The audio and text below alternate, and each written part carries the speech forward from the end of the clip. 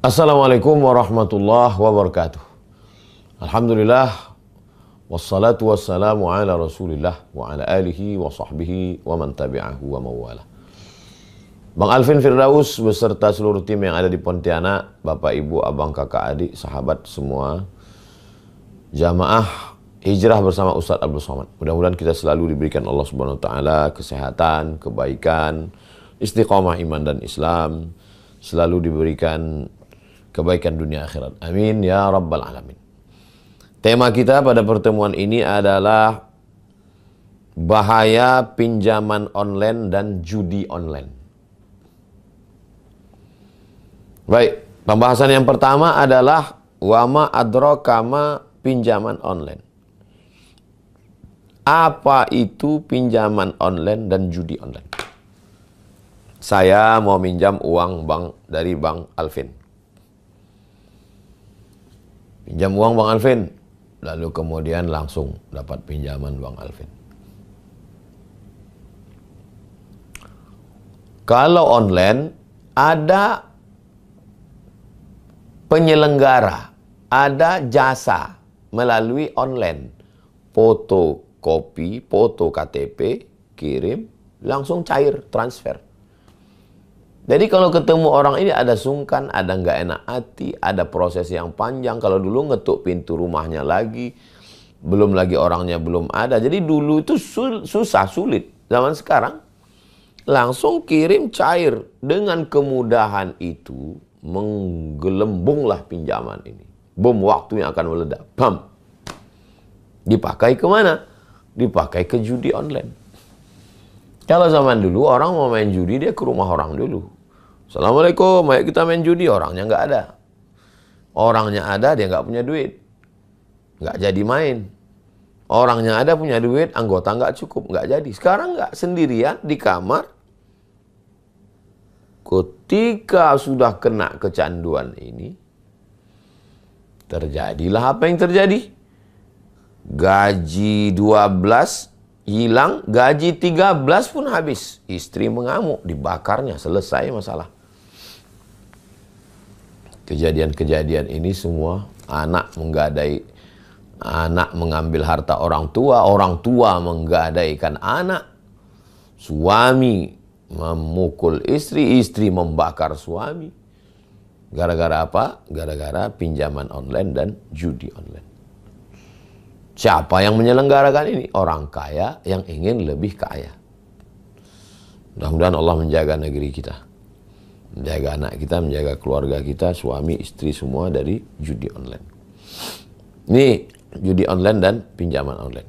Ini yang pertama. Yang kedua, mengapa orang bisa terjebak pada pinjaman online? Oke, tidak semua orang punya uang yang cukup untuk memenuhi kebutuhan keluarga. Dia punya kekurangan, maka dia perlu meminjam. Tapi masa Ustadz seumur hidup nggak pernah minjam? Pernah, saya pernah minjam. Saat saya perlu, saat saya butuh. Tapi kalau hanya untuk lebih, hanya untuk style, hanya untuk gaya, minjam itu musibah luar biasa. Minjam karena perlu, minjam beras untuk makan. Dan dalam Islam dibenarkan itu minjam. Surat Al-Baqarah ayat 282. Ya ayyuhalladzina amanu, hai orang beriman, idza tadayantum, kalau mau menjalin transaksi bidainin, hutang piutang, ila ajalim musamma, sampai batas waktu tertentu, faktubuh, tulislah. Pernah saya minjam, tapi saya bayar. Dan minjam itu memang karena keperluan, hajat pokok, makan. Nah, itu minjam. Tapi kalau hanya untuk yang mewah, untuk yang sesuatu, lebih baik tidak minjam. Jadi lagi-lagi mindset, cara berpikir. Saya mengajar pakai jaket hitam karena saya bawa motor. Kalau saya pakai baju koko, saya masuk angin. Jam 4 subuh saya keluar dari rumah mau mengajar kajian subuh. Bertahun-tahun. Datang jamaah memberi 50 juta waktu itu. Untuk DP. Ustadz ini 50 juta untuk DP. Enggak, saya enggak mau. Ustadz belilah mobil yang bagus, ini DP-nya nanti Ustadz kredit. Enggak, saya enggak mau. Karena ini lagi-lagi mindset ditanamkan oleh orang tua, jangan berhutang. Itu tertulis tuh di kepala, jangan berhutang. Kalau pertimbangan saya waktu itu simpel aja. Untuk apa saya hidup mewah kalau saya dikelilingi utang? Nanti saya ketemu dengan orang yang ngasih pinjaman, mata dia ngelihat saya merasa. Dan nanti kalau dia minta macam-macam ke saya nggak bisa nolak. Ustaz datang ke rumah saya mau pindah rumah, anak saya mau akikah, anak saya mau walimah, saya nggak bisa bilang say no. Kenapa? Karena saya sudah tertawan. Jadi saya dari dulu. Jadi bukan sekarang-sekarang, dari dulu awal-awal pulang, masih kuliah, selama di Mesir 4 tahun, susah, sulit. Tapi mindset ditanamkan ibu, jangan minjam. Datang sahabat saya, kakak kelas saya, Ustadz Fulan. Mat, kata dia, kita ini akan berangkat haji nih tahun 2000, naik kapal laut. Dari Makkah, dari Kairo ke terusan Suez, naik bis 7 jam. Dari terusan Suez nanti kita akan ke Jeddah naik kapal 2 hari 2 malam. Tiket PP $100, beli visa haji 300, $400. Ada uang yang dibawa dulu berangkat nggak pernah dipakai, masih dalam bentuk dolar. Habis 400. Ini 50 mat untuk makan. Abang pegang dulu bang. Nanti kalau aku nggak ada duit di Makkah, baru ku pakai. Jadi prinsip saya bukan pegang dulu, nggak, tahan dulu. Nanti kalau udah nggak ada betul makan, baru ku pakai. Selama di Makkah, alhamdulillah, makan. Macam-macam kerja untuk makan. Tapi yang namanya untuk minjam, jangan. Itulah pentingnya pendidikan orang tua, jangan minjam. Almarhumah emak ngasih tahu, jangan minjam. Tapi bukan berarti minjam itu haram. Kalau minjamnya untuk kemewahan, kelebihan. Minjam hanya untuk handphone supaya dilihat orang high style. Bagi saya nggak bisa tidur saya itu. Jadi pendidikan, lagi-lagi pendidikan amat sangat penting. Ini kalau ditanya mengapa orang bisa terjebak pada pinjaman. Kalau dikaji-kaji betul, dilihat karena kebutuhan, saya nggak yakin itu orang minjam karena kebutuhan. Lebih pada keinginan. Ada nggak Nabi membahas tentang itu? Pembahasan ketiga, hadisnya. Ada. Diriwayatkan Imam Al-Bazzar dan Imam At-Tabrani. Yang membuat manusia itu merasa kurang. Yang pertama, syuhun muta'. Syuhun itu lebih dahsyat daripada bakhil. Kalau bakhil itu pelit. Orang bakhil nggak mau duitnya dimakan orang lain. Itu bakhil. Duit dia pegang, nggak mau dia kasih ke orang lain. Itu bakhil. Kalau syuh,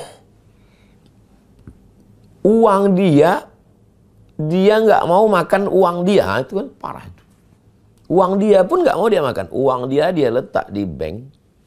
Yang dia makan duit orang. Itu syuh namanya. Sebetulnya dia punya uang. Uangnya dia simpan. Dia pinjam ini, mau dia putar ke sini, mau dia putar ke sini, mau dia putar ke sini. Salah putar. Bam, meledak. Jadi, sudah diceritakan Nabi ini 14 abad yang lalu. Jadi kalau mau menyelamatkan dari pinjaman online ini adalah jangan kena penyakit syuh. Pelit, di atas pelit lagi. Kalau pelit, bakhil hanya sekedar nggak mau ngasih orang. Tapi kalau syuh, uang dia sendiri pun nggak mau dia makan, dia hanya mau makan uang orang. Bahasa kitanya tamak, rakus. Yang kedua, hawa muttaba. Dalam hadis ini, memperturutkan hawa nafsu. Makan kan nggak banyak, tapi kenapa makan di restoran mahal, di hotel mewah? Hanya untuk apa? Hanya untuk status. Supaya teman-teman ngelihat anak orang kaya, handphone terbaru, sepatu branded, tas mahal. Dulu, barang-barang ini nggak banyak. Kalaupun banyak dipakai orang antar intern sesama artis. Sekarang, semua yang dipakai artis itu dilihat oleh orang. Karena dia update status, di follow Instagramnya, IG-nya, dilihat tiap hari. Akhirnya ngutang hanya untuk beli tas kulit supaya dilihat kawan di kantor. Yang nggak cukup gaji untuk bayar itu. Setelah dibeli ngutang, ternyata si artisnya ditangkap oleh pegawai pajak. Pas ditanya, artisnya ngaku tasnya KW. Nangis Bombay itu orang. Ternyata artis yang diikuti pakai tas KW. Kenapa mereka pakai tas KW? Menghindar pajak. Kenapa dia pakai merek branded? Untuk high style. Memperturutkan hawa nafsu. Berlanjut kepada i'jabul mar'i. Untuk apa ini tas branded, HP mahal, mobil mewah? Ini untuk apa ini semua? I'jabul mar'i. I'jab. Supaya orang, wow, luar biasa. I'jabul mar'i bi nafsihi unwanu dha'fi aqlihi. Pepatah Arab, kata-kata hikmah. Orang yang terlalu i'jab, ujub dengan dirinya, itu tanda otaknya lemah. Yang sekarang yang banyak dijadikan sebagai katanya panutan di dunia medsos, yang katanya orang-orang kaya, yang katanya orang hebat, itu kan ijab. Secara otak sebenarnya lemah. Kenapa bisa viral? Ya karena dunia medsos sekarang. Bisa jadi orang ini diangkat. Dulu orang diangkat itu karena suaranya bagus, karena musiknya hebat, karena filmnya banyak. Sekarang ada orang nggak pernah nyanyi, nggak pernah buat lagu, nggak pernah buat film, tapi terkenal. Kenapa? Terkenal karena sensasi, bukan prestasi. Itulah yang dijadikan public figure. Apa nggak gila dunia ini? Ada dia buat lagu? Nggak ada. Ada grup bandnya? Nggak ada. Ada nyanyinya? Nggak ada. Ada filmnya? Nggak ada. Lalu kenapa bisa? Karena sensasi. Mujahirun. Orang-orang fasik yang berbuat dosa, lalu kemudian ditonton orang banyak. Kenapa ditonton? Ya salah kita sendiri. Jadi 3 serangkai ini, bakhil, medit, kikir, pelit, nggak mau keluar duit, memperturutkan hawa nafsu karena ingin dipuji, disanjung, dikagumi orang. Syuhun muta' hawa muttaba' i'jabul mar'i binafsihi. Hadis riwayat Al-Bazzar dan Tabrani. Inilah akar daripada munculnya ingin pinjaman online. Karena 3 faktor tadi. Jadi faktornya faktor psikologis. Ya Ustadz enak ngomong begitu. Ustadz kan, ya saya manusia juga. Datanglah ke pondok, lihatlah kehidupan saya. Biasa aja. Kendaraan, mobil, jam tangan. Biasa aja jam tangan. Nah, ini dikasih Ustadz Lukman. Tanya Ustadz Alvin. Ustadz Lukman ngasih. Cincin. Nah, Ustadz cincinnya 2 ini dikasih jamaah Kalimantan. Ini dikasih jamaah. Apa yang mau kita tunjukkan? Kita pakai batu harga 100 juta. Bukan orang pun tak tahu. Entah batu, entah plastik. Kita aja yang merasa sebenarnya. Pakai topi ini, pakai ini. Biasa aja. Itu Ustadz bajunya branded. Dikasih orang. Saya pun tak tahu mereknya apa. Saya tak pernah gila dengan merek dari dulu. Pendidikan dari mana Ustadz dapat itu? Dari orang tua. Jadi memang pengaruh orang tua ini luar biasa. Orang tua tidak pernah menanamkan yang macam-macam. Pendidikan. Tapi kan zaman sekarang nggak sama dengan zaman kami dulu Pak Ustadz. Memang betul. Makanya kita juga menanamkan itu, jangan pernah bosan menyampaikan itu. Karena kalau kita bosan, medsos nggak bosan. Kalau kita capek, medsos nggak capek. Tiap hari, maka mesti dilawan terus. Ibu, bapak pulang ngobrol dengan anak, duduk, tanamkan terus ke mereka. Kebahagiaanmu itu saat kau berhasil kuliah, saat nilaimu tinggi, saat kau berprestasi. Bukan dengan sepatu mahal, baju mahal, ikut branded, ikut style, tapi dililit utang. Ngomong terus, tulis di dinding. Nah ini supaya pikiran. Nah, yang keempat.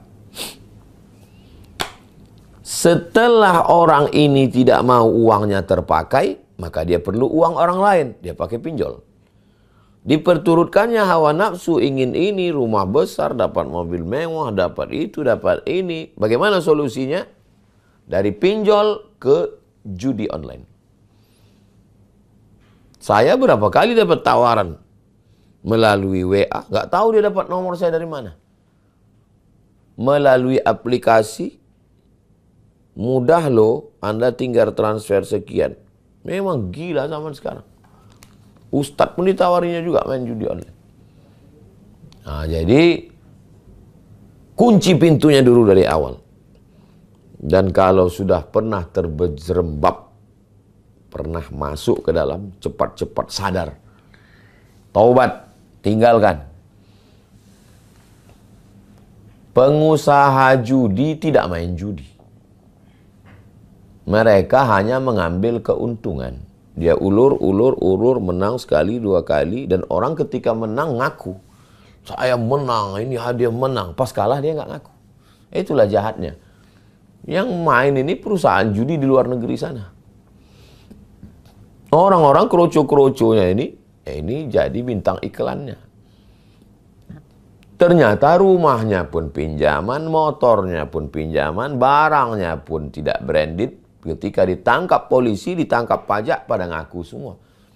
Itu yang dulu flexing, memperlihatkan rumah mewah, mobil mahal, mobil sport. Ternyata punya showroom.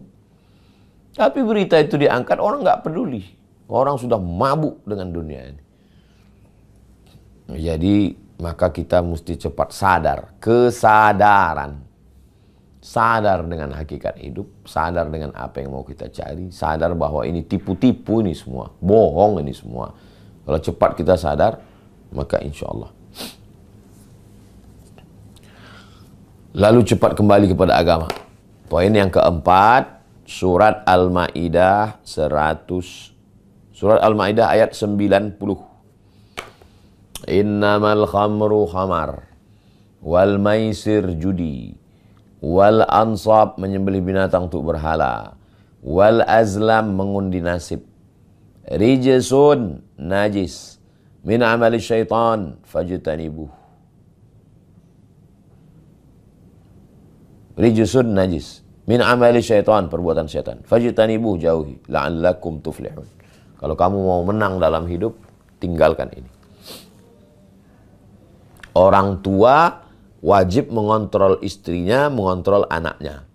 Istri saling menasehati suami. Al-mu'minuna wal mu'minat ba'duhum awliya'u ba'd. Kalau ada suami yang selalu ditanya istrinya, melihat handphonenya, aku takut kau kena game online, judi online, aku khawatir kau nanti terjerat. Itu mereka sayang. Orang tua masuk ke kamar anak, mesti izin, umur 18 tahun, itu barat parenting punya. Mau diikut kemana barat ini? Dalam Islam orang tua mengontrol anak. Kamu pakai handphone, duitnya dari mana? Kamu kerja apa? Bisnis apa? Tidak bisa, tidak mau tahu. Kullukum ra'in, setiap kamu kepala rumah tangga adalah pemimpin. Wa kullukum mas'ulun, setiap kamu akan ditanya an ra'iyatih, tentang istrimu, tentang anakmu. Kita akan diminta tanggung jawab di hadapan Allah Subhanahu wa ta'ala. Tentang pinjaman online, judi online ini tidak selesai dengan advice, nasihat. Ustadz ini berada di tengah. Ustadz tidak punya kekuasaan. Ustadz di atas orang awam karena ilmunya. Tapi dia hanya batasnya advice, nasihat. Ceramah, tausiah, khutbah, kultum, ngaji. Itu ustadz. Dia di tengah ini.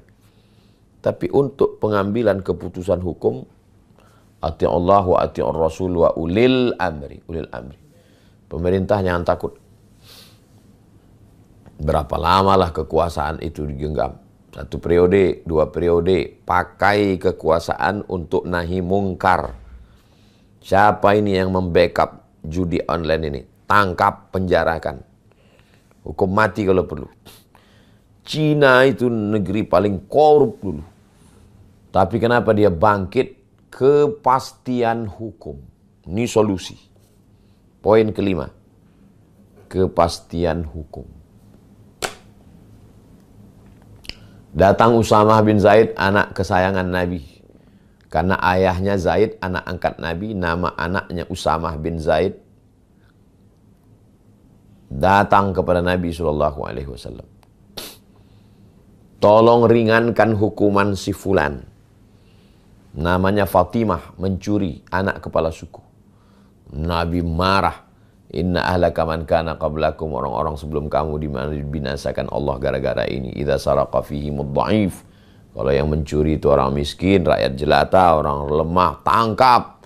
Kalau yang pakai narkoba, pemakai kecil, tangkap, hukum. Pencuri, maling, bengkak. Tapi kalau pengedar, penjual, bandar, penjudi, di backup pejabat, oknum, merajalela. Idza saraqa fihimus syarif, kalau yang melakukan ini orang terhormat, tarakuh, mereka biarkan. Inilah pangkal kehancuran kita. Walaupun tidak Islam, tidak hukum Islam, tidak negara Islam, tapi kalau menegakkan prinsip Islam, dia akan menang. Mana contoh? Tiongkok, China. Prinsipnya prinsip Islam. Apa prinsipnya? Narkoba, korupsi, bunuh, hukum mati. Karena prinsip hukum itu menyelesaikan masalah, memberikan efek jera. Itu yang dilakukan. Jadi ulil amri dipilih oleh rakyat bukan untuk menguasai aset rakyat, bukan untuk berbisnis dengan rakyat, bukan untuk menghancurkan rakyat, melindungi orang-orang yang ingin merusak rakyat, tapi dia diangkat oleh rakyat untuk melindungi rakyat. Maka segala yang merusak, di antara yang merusak ini sekarang adalah pinjaman online, judi online. Maka dia mesti bertanggung jawab nanti di hadapan Allah. Kekuasaan tidak lama, 5 tahun, 10 tahun. Tidak bisa dimakan karena diabetes, jantung koroner, asam urat, asam lambung. Anak makan haram, hidupnya juga tidak tenang. Apa yang mau kita cari hidup ini? Dari mulai RT, RW, Kades, Kadus, Camat, Bupati, Wali Kota, Gubernur, Presiden. Apa yang mau dicari? Pada akhirnya meninggal dunia. Maka kekuasaan itu dipakai. Kuntum khaira ummah. Kamu umat yang paling baik. Kapan menjadi umat yang paling baik? Ta'muruna bil ma'ruf, ajak orang berbuat baik. Wa tanhauna 'anil munkar, larang orang berbuat mungkar. Perbuatan mungkar yang merajalela hari ini adalah pinjaman online dan judi online. La ta'murunna bil ma'ruf, ajak orang buat baik. Wa la tanhauna 'anil munkar, larang orang buat mungkar. Kalau ini tidak dilakukan, la yushikanna ya ba'athallahu 'alaikum iqaban. Dikhawatirkan akan turun hukuman. Ketika hukuman itu turun, summa tad'unahu, lalu kamu berdoa kepada Allah, fala yustajabu lakum. Doa kamu tidak dikabulkan Allah Subhanahu wa ta'ala. Na'udzubillah.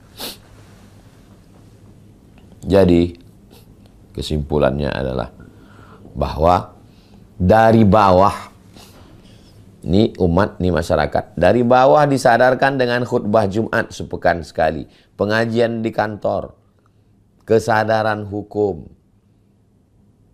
penyuluhan dari Polres, Polsek, Polres, Polda, Mabes Polri, ulama, tapi juga mesti dari atas ada kepastian hukum. Karena kalau tidak, ini ecek-ecek main-main saja. Na'udzubillah. Yang keenam, bagaimana kita melihat kualitas keislaman seseorang? Kualitas emas digigit. Kalau dalamnya tetap kuning, emas.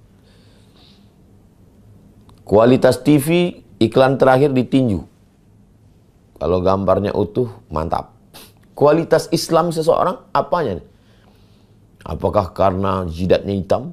Apakah karena sorbannya besar? Apakah karena sering ke Makkah bolak-balik? Apakah karena haji? Coba lihat dalam hadis Sunan At-Tirmidzi. Min husni islamil mar'i tarkuhu ma la ya'nihi. Kalau mau melihat kualitas keislaman seseorang, maka lihatlah bagaimana dia meninggalkan sesuatu yang tidak penting. Sesuatu yang tidak penting untuk agamanya, untuk keluarganya, untuk apa dia mati-matian membela itu? Mati-matian untuk beli skincare mahal yang harganya melampau kemampuan. Besar pasak daripada tiang. Sampai minjam online. Karena minjam ke orang malu. Untuk membayarnya karena nggak cukup ikut judi online. Apa ini? Ini kan mabuk ini. Min husni islamil mar'i. Kalau mau melihat kualitas keislaman seseorang, tarkuhu ma la ya'nihi. Lihatlah bagaimana dia meninggalkan sesuatu yang tidak penting. Kepala ini mesti diajak untuk memikirkan agama. Kalau kepala tidak diajak memikirkan agama, dia akan memikirkan selain agama. Kepala mesti diajak memikirkan nanti kalau saya mati apakah husnul khotimah, su'ul khotimah. Selama di alam barzah apa yang mengalir. Ketika bangkit di padang mahsyar, siapa yang melindungi saya? Nanti kalau saya mati, siapa yang memberikan syafaat kepada saya? Meniti titian siratal mustaqim, siapa yang menyelamatkan saya? Saat saya nanti akan di pintu surga neraka, siapa yang menyelamatkan dari azab Allah? Makanya surat dari An-Naba, amma yatasa'alun itu sampai akhir, itu semuanya mengajak kita berpikir tentang mati. Maka Syekh Muhammad Abduh kalau ngajar tafsir, dia dari juz 30. Supaya apa? Supaya kita berpikir bagaimana nanti mati, bagaimana nanti akhirat, bagaimana nanti kehidupan di sana, bagaimana. Kalau tidak, kepalanya akan mikir terus. Apalagi sekarang hidupnya konsumtif. Jalan-jalannya ke mall. Tontonannya medsos. Yang dilihat setiap hari flexing. Yang dipertontonkan adalah artis iklan barang. Yang diperlihatkan setiap pergi keluar rumah, toko, mall, shopping. Nah, kepikiran ini terus bekerja, kebutuhan, keinginan, tanpa sesuai dengan kemampuan. Kasihan sekali anak-anak usia sekolah, mahasiswi, menjadi simpanan ayam kampus, karena hanya ingin HP bagus. Mudah-mudahan anak kita, anak bangsa, anak umat ini diselamatkan dari kehidupan konsumtif yang luar biasa ini. Maka lagi-lagi pendidikan rumah. Ulang tahun, acara kebahagiaan, acara liburan, bawa anak ke mall. Enggak salah, saya pun jalan ke mall. Tapi bawa juga dia ke panti asuhan. Untuk unzur ila man huwa asfala minka, lihat ke bawah. Bawa juga dia ke panti jompo. Bawa dia ke panti khusus anak-anak bayi-bayi yang dibuang dalam kardus. Berapa tabunganmu? Berapa uangmu? Belikan ke susu bayi ini. Pendidikan itu dari kita. Jangan sampai kita lupa. Maka kalau itu kita camkan, kita dalamkan, kita masukkan ke dalam akal pikirannya dari mulai bawah sadarnya, terbawa ke mimpi, terbawa ke remaja, terbawa ke dewasa, maka insya Allah semangat dan selamat dia. Yang terakhir, yang ketujuh, puncaknya adalah silahul mukmin, doa. Mindset sudah, membiasakan diri sudah, Hukum-hukum agama sudah, kepastian hukum sudah, jangan sombong. Doa silahul mukmin. Doakan itu anak-anak. Di sujud terakhir, selamatkan anak saya supaya hatinya tertutup untuk beli ini, beli ini, beli ini karena kekurangan, lalu dia pinjam online karena butuh lagi, akhirnya dia terjebak ke judi online. Lingkaran setan. Masuk penjara, membunuh. Berawal dari keinginan yang berlebihan ingin tersalurkan, kurang kebutuhan, terjebak ke pinjaman online. Pinjaman tidak mencukupi karena besarnya keinginan main judi online. Ternyata main judi online menang sekali, kalah 10 kali, pinjam online lagi, judi lagi. Akhirnya ditangkap polisi, atau membunuh, atau merampok, atau membakar. Mau kemana anak bangsa ini kalau terus begini? Semua sudah kena. Oknum aparat pun bisa kena. Na'udzubillah. Maka berdoa kepada Allah. Ala hadhihi niyah al-Fatihah. A'udzubillahi minasyaitonir rajim. Bismillahirrahmanirrahim. Alhamdulillah rabbil alamin arrahmanir rahim maliki yaumiddin. Iyyaka na'budu wa iyyaka nasta'in. Shiratal mustaqim. Shiratal ladzina an'amta 'alaihim ghairil maghdubi 'alaihim waladdallin. Amin. Allahumma shalli 'ala sayyidina Muhammad wa 'ala ali sayyidina Muhammad. Rabbana alaika tawakkalna, kepada Engkau kami bertawakal, wa ilaika anabna, kepada Engkau kami berserah diri, wa ilaikal masir, kepada Engkau kami semua akan kembali. Allahumma sallimna, selamatkan kami, wa sallim abna'ana, anak-anak kami, minad dain, daripada hutang piutang online, wal maisir, daripada judi, wal khamr, daripada khamar, narkoba, wal mukhaddirat, daripada narkoba, ganja, sabu-sabu dan semuanya. Allahumma dafa'an al-ghala wal waba wal fahsya wal riba wal zina. Selamatkan anak-anak kami dari zina, dari narkoba, dari riba, dari pinjaman online, dari judi online. Allahumma aghnina bihalalika an haramik. Cukupkan kami dengan yang halal sehingga kami tidak mencari-cari yang haram. Allahumma qanni'na. Jadikan kami orang yang qanaah, menerima pembagianmu ya Allah.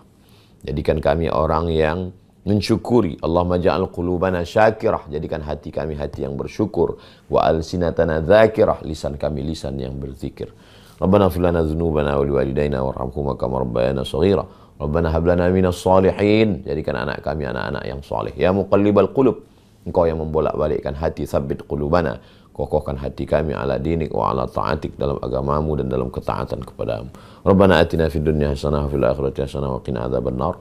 Wa sallallahu ala sayyidina Muhammad wa ala alihi wasallam. Walhamdulillah rabbil alamin. Taqabbalallahu minna wa minkum, taqabbal ya karim. Subhanakallahumma wa bihamdika asyhadu an la ilaha illa anta astaghfiruka wa atubu ilaih. Wa sallallahu ala sayyidina Muhammad wa ala alihi wasallam. Walhamdulillah rabbil alamin.